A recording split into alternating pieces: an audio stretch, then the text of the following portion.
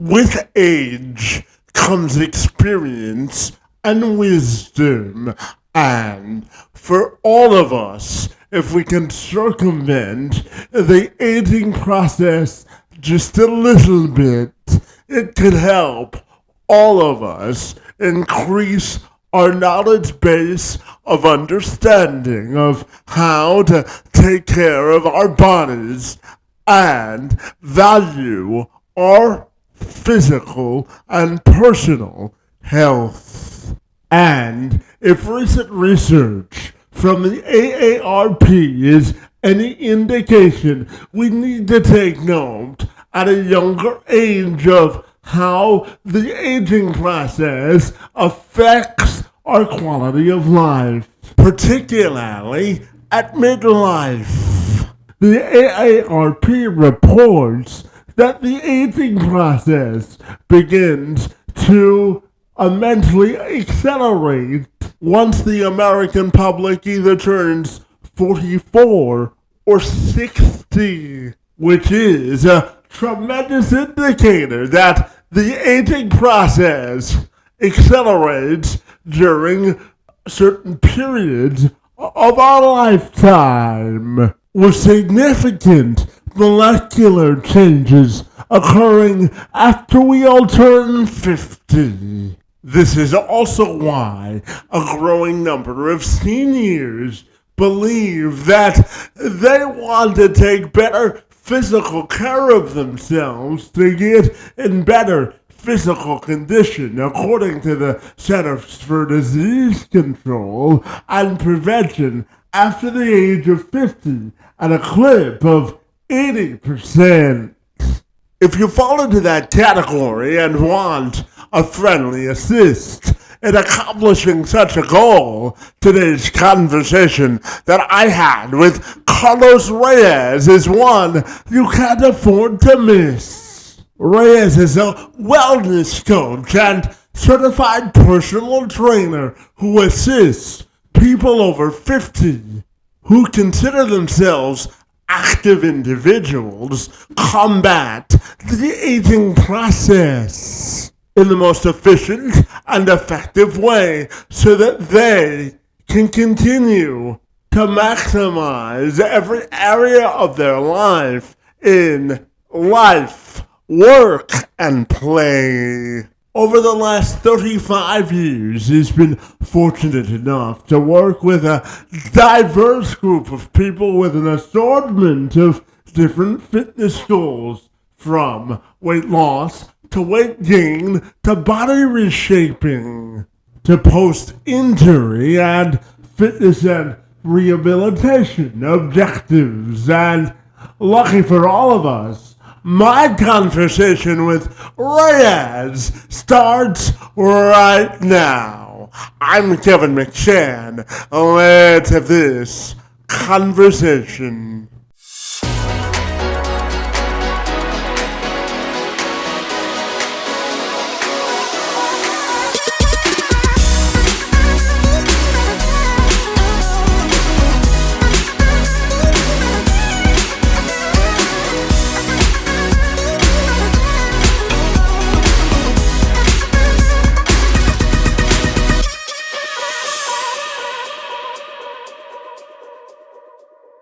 Carlos, if you're ready, I'll take a moment to welcome you to the program, my friend, and I'm super excited to learn how you help midlifers live a healthier life. Good to see you, my friend, and thank you so very much for being here. Well, again, thank you for inviting me. So I'm ready to go whenever you are. Absolutely, my friend. Now, I know that you help midlifers live a more efficient and effective life and help them to really understand the importance of their health so that they can live the best life possible, my friend. So I'm wondering if you can tell me about your work and what makes you so fabulous, my friend. Well, I can't really speak to what makes me so fabulous. I'll leave that up to my fans and my clients. But the work that I do is I work with mostly over 50 clients who are over 50. All of them are very busy, successful people living, full lives. My oldest client is 93, and their main goal is to continue to live full, productive, fulfilling lives. Fabulous. So let's dive into the work you do to help them do that, my friend. Tell me about what it really means to you to live a meaningful, active, and fulfilling life from a physical perspective, my friend. Tell me more. Well, bottom line is I am my ideal client. I am in my midlife, and I have been able to maintain my health and well-being. I'm in really good shape. I just recently had a physical, and the doctor told me to come back when there was something wrong with me. And so since I have been able to do that, I want to impart that, my experience and my knowledge and expertise, to those who want to do the same. Now, along the same lines, I have been lucky enough that, and grateful enough that I have had long-term relationships with my clients.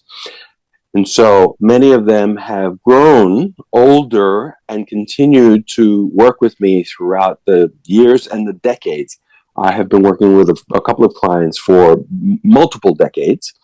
And so I've seen and helped them transition from, 30, 40, 50 into their 60s so they can continue to be productive individuals in their, daily lives. Yeah, absolutely. So, Carlos, you say that the aging process, of course, is inevitable, but getting old doesn't have to be. So, tell me why you believe in that philosophy and what other people need to know to take control of their health at midlife. What are your thoughts there, my friend? Well, we can't do anything about the passage of time, right? But with a little luck, planning, and effort, we can minimize the toll that time takes on our minds and our bodies. And the evidence is crystal clear that the majority of those people who take good care of themselves age in much better shape than those who don't, right? And so though, knowing that, you have control over whether as you age, you also get old. And so that should be the ultimate motivator to prioritize your self-care if you want to live a long and productive life. And the reason that's my philosophy is because I see examples of it every day in the work that I do with my clients. Yeah, absolutely. Now, Carlos, tell me, what are your top three things that people in midlife, if they want to take control of their fitness, what are the top three goals or questions they should be asking themselves if they want to take control of their fitness at midlife? What are your thoughts there? Well, number one is why. Why is my health and well-being important to me, right? What is it that's going to motivate me to continue to take care of myself and prioritize my self-care, right? And so you want to start there. Once you can answer that question, then it becomes a process of, okay, if this is my goal, I want to stay healthy and well throughout my 60s, 70s, and 80s, how do I get there? Then you come up with a plan that will fit into your daily life so you can continue to do that sustainably into your 60s, your 70s, and your 80s. It's estimated by my friends over at YouGov that an estimated 32% of U.S. adults engage in daily self-care practices. So I asked Reyes the importance that Americans should place on self-care. Well, I can only tell you from my experience, right? So working with my clients who, again, are very busy people, they're entrepreneurs, one's a doctor, many of them are in the arts and entertainment industry. And so they have a lot of people that rely on them. They have children, they have employees, right? Some of them have taken on the responsibility of taking care of their parents. So they've become caretakers. And so if you look at it that way, right? If you're not prioritizing your self-care, right? How can you expect, if you're not taking better care of yourself, how can you expect to take care of others? And so with the people that I work with and the people that I talk to and potential clients and people that I'm talking to, I'm always advocating self-care, because when you think about it, it's not selfish to care for yourself if there are other people who rely on your ability to perform at a high level. And so if you're taking care of yourself, you're actually doing something beneficial, not only for yourself, but those around you and the world around you. Consistency is a buzzword in fitness that has a different definition and meaning for all of us. So I asked Reyes how he defined the term from a physical and fitness perspective.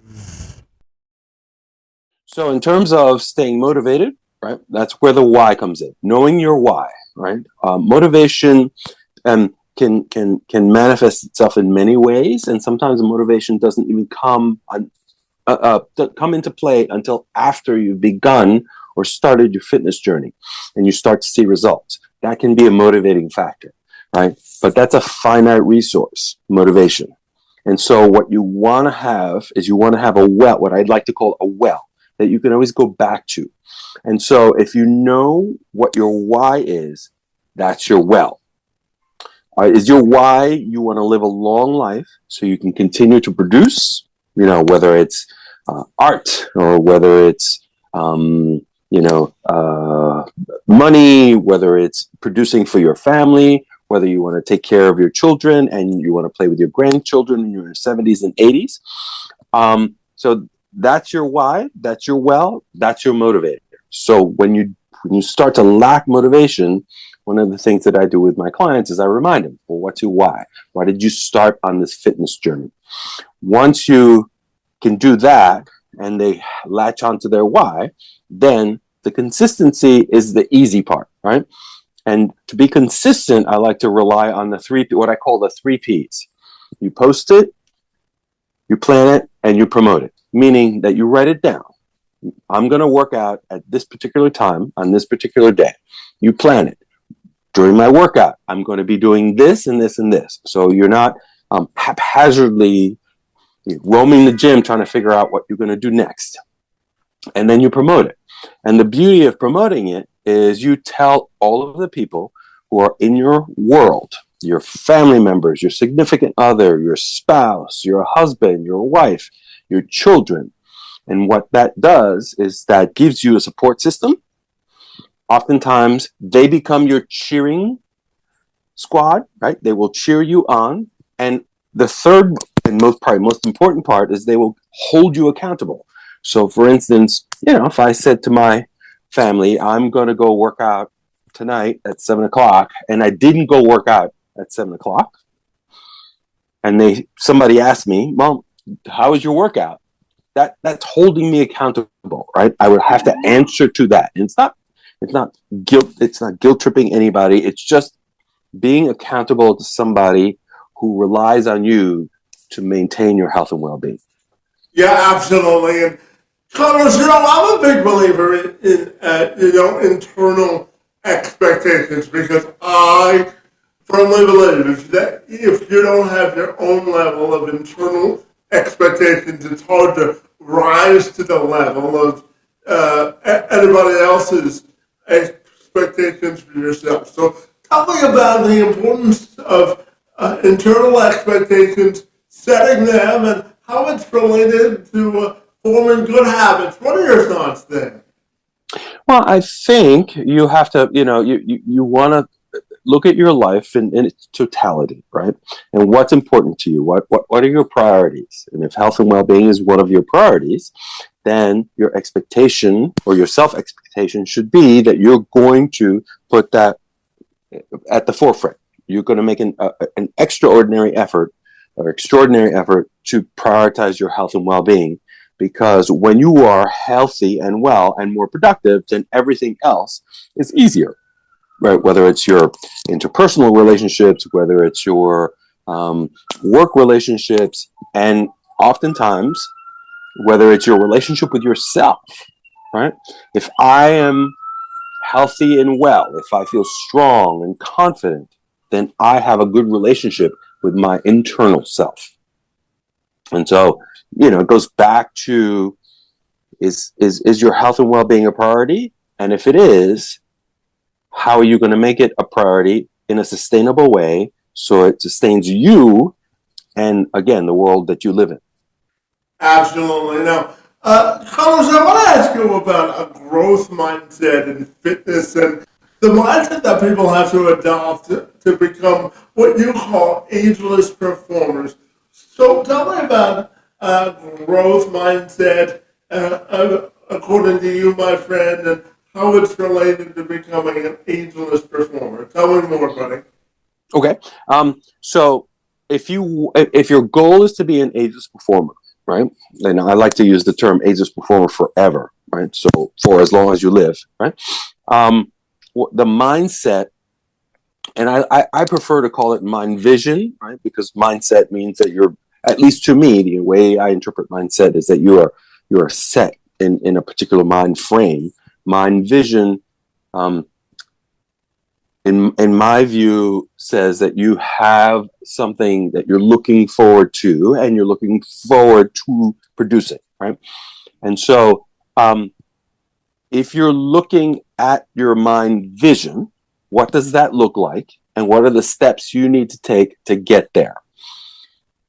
Having said that, knowing that as you age, there are certain things that will come your way, right? Whether it's pain or disease or just medical conditions that happen to afflict the older population. Knowing that, having that pre-knowledge, well, it allows you to better prepare yourself, right, in terms of what your mind vision is and what you foresee for the future in terms of your health and well-being, so that when those situations arise, you're much better prepared. Yeah, absolutely. And Carlos, we're over 50. We naturally age, right? So Mm-hmm. I'm also curious to ask you about finding sort of the what I call the well of reliability in fitness. And what I mean by that is when we create consistent habits, we're more than likely to follow them. So if I ask you to create a sort of a roadmap to achieve longevity, I'm curious about how you would structure that roadmap when it comes to longevity. And what do you think would have to be on it, my friend? Well, again, you'd have to look at your life, right? What's possible in terms of the life that you live on a daily basis? What's probable, right? I mean, we all have goals, right? Some of us want to lose 30 pounds in 30 days. Some of us want six-pack abs. Is that really realistic within the framework of your life, right? And so we want to look at what's probable, what's possible, right?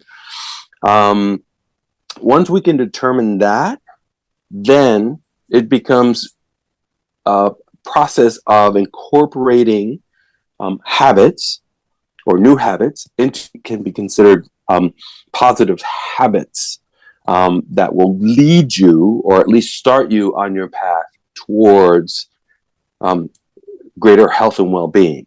And so I like to start, baseline and then slowly build upon that. Yeah, absolutely. And Carlos, tell me, what is your internal why for the work that you do from a personal perspective, my friend? Tell me why it's important for you to engage in this work, buddy.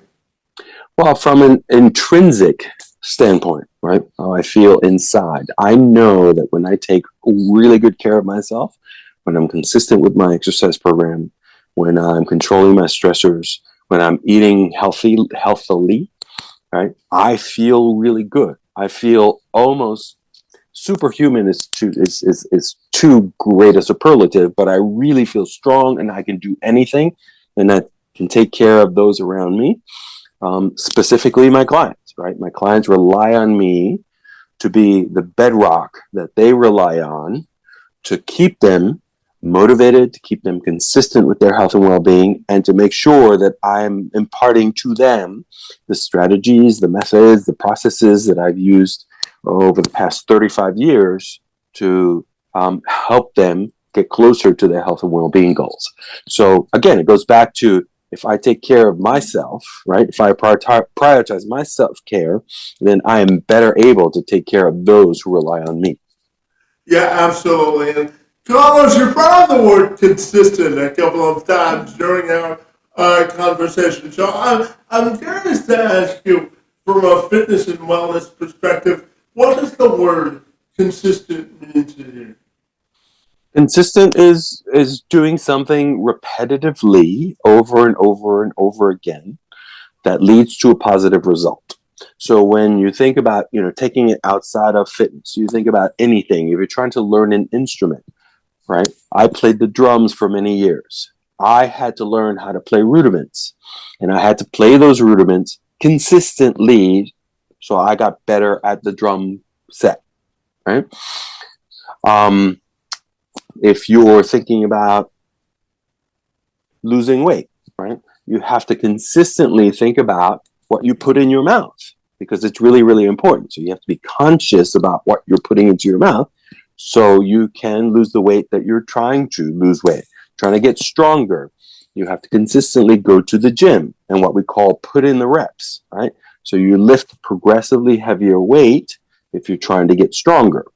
And so consistency is just doing something repetitive over and over again that leads to a positive result that you want to get better at. Yeah, absolutely. And Carlos, tell me from a nutritional perspective, I'm also curious because as we age, of course, our metabolism slows down. So when we age and we get to midlife, my friend, I'm curious, how should our fitness perspective change from a nutritional point of view? What should people know about their nutritional health as they get older? I think the most important thing is you need to be conscious of what you're eating, right? When we're young and our metabolisms are super high and we're super active, we don't really think about the food that we put into our mouths, right? Oftentimes we eat, in 15-minute increments. We have 15 minutes, we're eating standing up. People don't realize that it takes about 15, 20 minutes for the enzymes in your stomach to communicate to your brain that you're full. When you're older, you don't have that luxury. Your metabolism, as you just said, may slow down, right? You're not as active.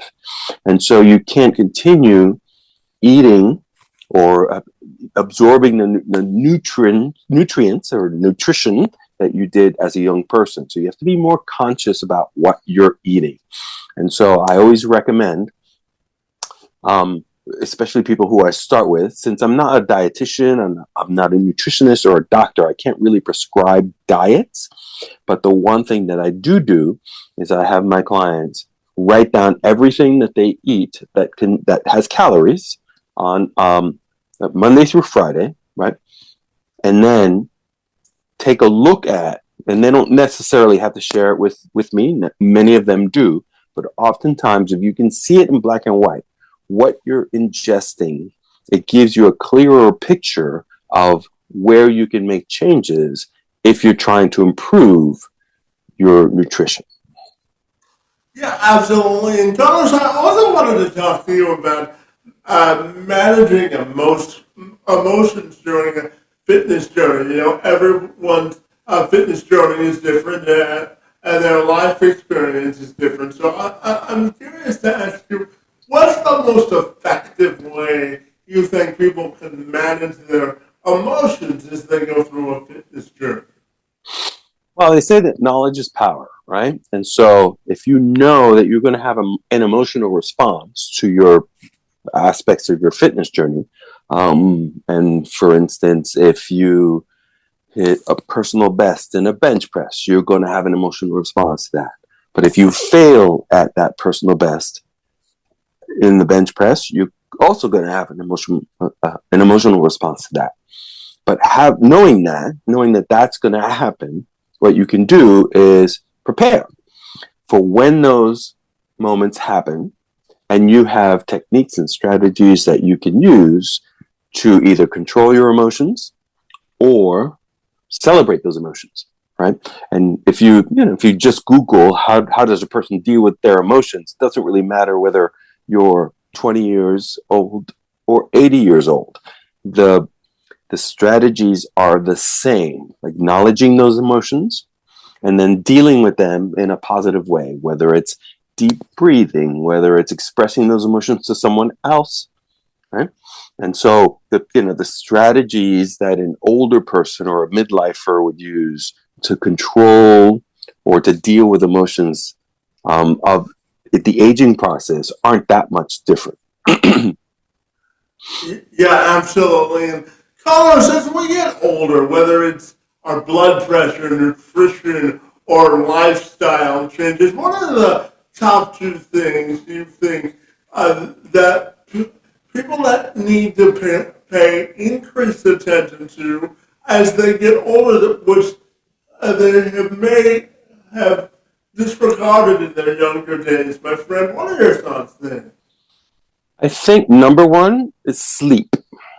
Sleep is probably the one thing outside of disease that will negatively affect, or lack of sleep, that will negatively affect us as we get older and accelerate the aging process. And so it's really, really, really important to pay attention to your sleep as you get older. And I'm talking good quality sleep for an extended period of time. There's a debate whether you actually need 8 hours. Some people do 6 hours, some people do more.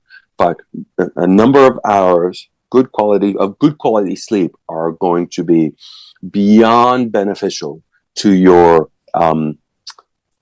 health and well-being, especially as you age. And the other thing, if I were to pick a second one, it would be the mind-body connection.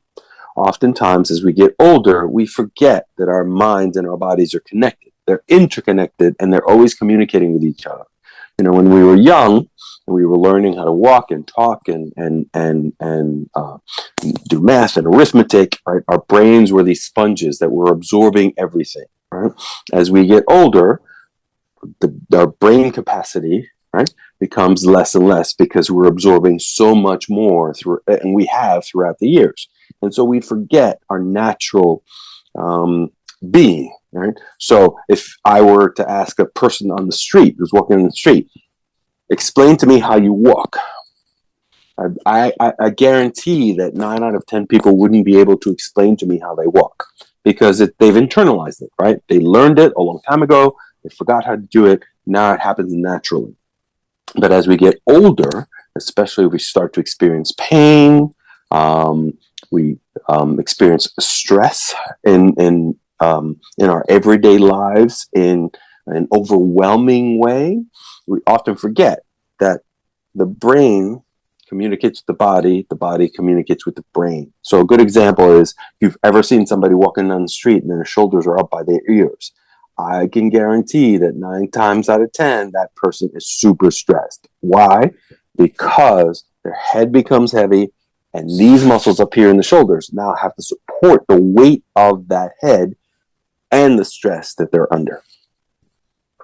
Yeah, absolutely. And Carlos, I'm wondering, over the 35 years you've been doing this, my friend, I'm curious to ask you your favorite motivational tactics or procedures to motivate your clients, my friend. What has been the time-tested sort of a thing that you go back to from a motivational perspective to get the most out of your clients? What are your thoughts then?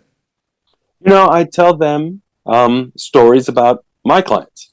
I tell them, so a good example is one of my clients who I've been working with now for 6 years came to me. He had just celebrated his 70th birthday. And this is a true story. His wife said to him, "I'm tired of getting down on my knees to tie your shoes." He was 70 years old and didn't have the mobility, physical ability to tie his own shoes, right? He was using tongs and a long shoehorn to put his shoes on. And so when he came to me, he said, one of my goals is to be able to tie my shoes. Well, he can tie his shoes now. He can cut his own toenails. And when you think about, uh, cutting your own toenails, I mean, can you imagine? You can't cut your own toenails. So you have to have either somebody else cut your toenails, or you have to pay to have somebody cut your toenails. But you're 70 years old. I mean, how dramatic a decrease in your ability to take care of yourself is that? I mean, that's an amazing demonstration. So I use stories like that to motivate people to get started on their fitness journeys, because it's one thing for me to tell you, well, it's never too late to start. It's another thing for me to tell you that a 70-year-old who couldn't tie their shoes now can tie their own shoes. Yeah, absolutely, my friend. And I'm also curious to ask you, Carlos, about measuring progress, because everyone's health journey is different. So, what do you think is the most effective and efficient way to measure progress when you go on a fitness journey? Well, I think you start with your why, right? Why did you start your fitness journey?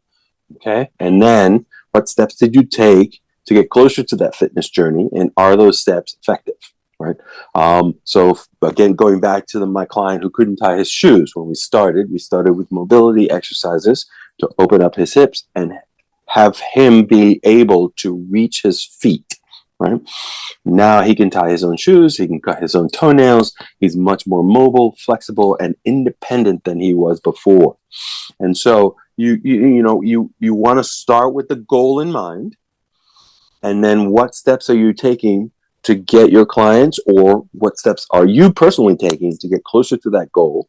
And are you getting closer to that goal? And I think those are the best measurements.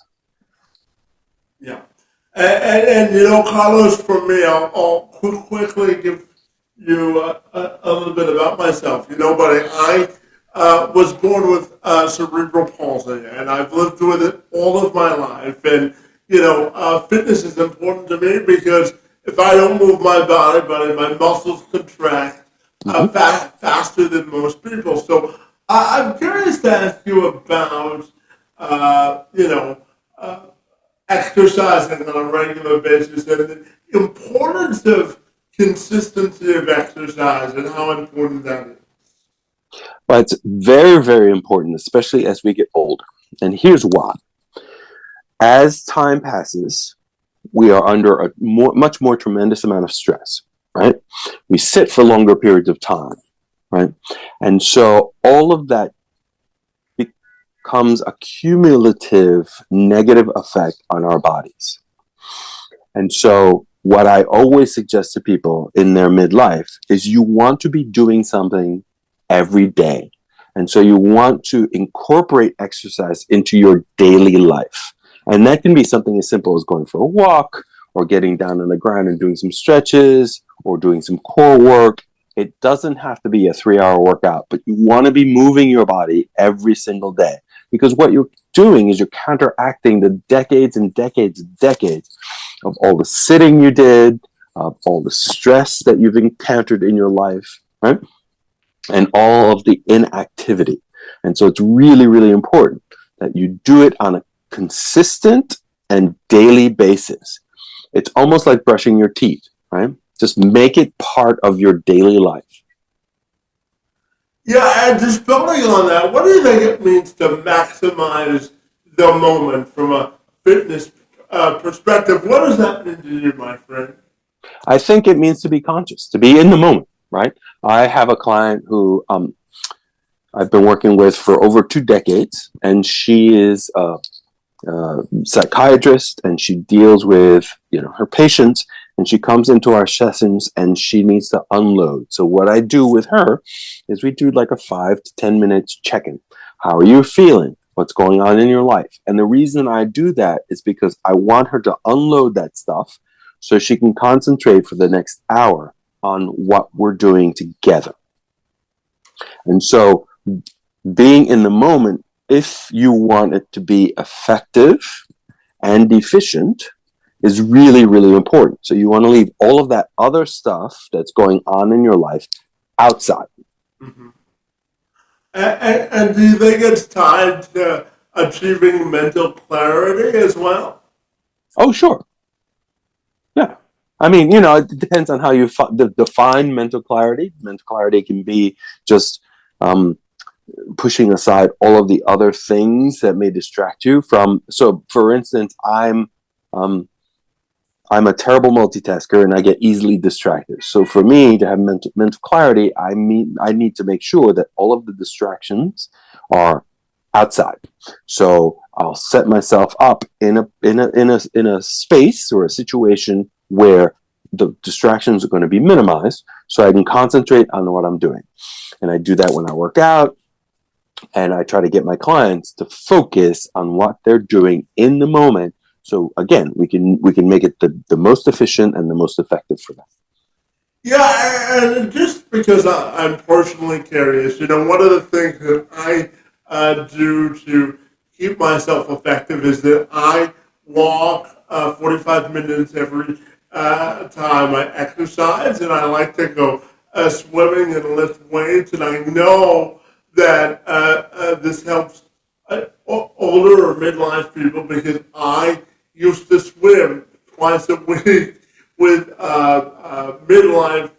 midlifers that wanted to gain strength and that sort of a thing. So I'm curious to ask you about freedom of movement and the benefits that you can get from doing things like swimming and walking and lifting weights, and the importance of increasing freedom of movement. What are your thoughts there? I think it's really important. As we get older, we tend to lose our movement ability, right? And going back to my client who couldn't tie his own shoes, the reason he couldn't tie his own shoes is he had lost the ability to move, to flex his spine, and to reach down to tie his own shoes. And I often see it with older people who don't move enough because their muscles get tight. In many instances, they become dehydrated, and their muscles and the connective tissue, right, becomes what we call hypertonic, right? And they adhere to each other. So the fascia will adhere to the muscles, and the muscles will adhere to the ligaments and the tendons, which will impede the natural movement of the joint. One of the ways to counteract that is to move the joint, right? Swimming is a great exercise. Swimming is a great exercise because you're buoyant, right? So you don't necessarily have to, so somebody who has balance issues or isn't necessarily that strong, swimming would be a great exercise because you're in water, the water's supporting you, but you can still move about. And that's why, water aerobic classes are so popular with the older population because they don't have to worry about supporting their body weights. They don't have to worry about overstressing the joints, but they still get a good workout. And Carlos, I'm going to combine my last two questions because they're sort of interconnected. I know you've been at this for a while, Carlos, and I'm curious to know what has been the thing that fascinates you the most about the psychology of how people think from a fitness perspective. And my friend, when we look at your own personal and professional legacy, buddy, how do you want that to be defined? What are your thoughts there? Well, I think what fascinates me about this sort of psychology, and this may be the wrong word, but is the fact that we know how beneficial exercise is, right? When you think about all of the maladies that we may experience as we get older, what I call the inevitability of aging, whether it's arthritis or heart disease or back pain or cancer, the one thing that all of those things have in common, if you go to a doctor and they have recommendations, is exercise. All of those things, right? If you have starting to have arthritis in your knees, they suggest that you exercise the muscles to help support the joint. If you're having lower back pain, you exercise the muscles in the hips to help support the lower back. If you have, cancer, one of the things, it may not deter cancer or cure you from cancer, but you will be in a better position if you are a cancer patient, if you're in better shape, right? So exercise is the thing that connects all of those. And so the psychology that fascinates me is, why haven't we been able as a fitness industry to send that message out and have that message resonate with a larger population? And as the population ages, right, it's estimated that there are going to be more 60-year-olds in the next 10 years than there are going to be people who are younger than 60. I think that message becomes even more important, because we want to make sure that those people stay healthy, because they will be a huge burden on our medical system, right? In terms of my legacy, I guess that's a hard question to answer. I think one of the things that I'm most proud of is my long-term relationships, or the fact that I've been able to establish long-term relationships with many of my clients, and some for multiple decades. And so I'm very proud of the fact that they have, instilled or they've had confidence in my abilities to help them reach their health and wellness goals.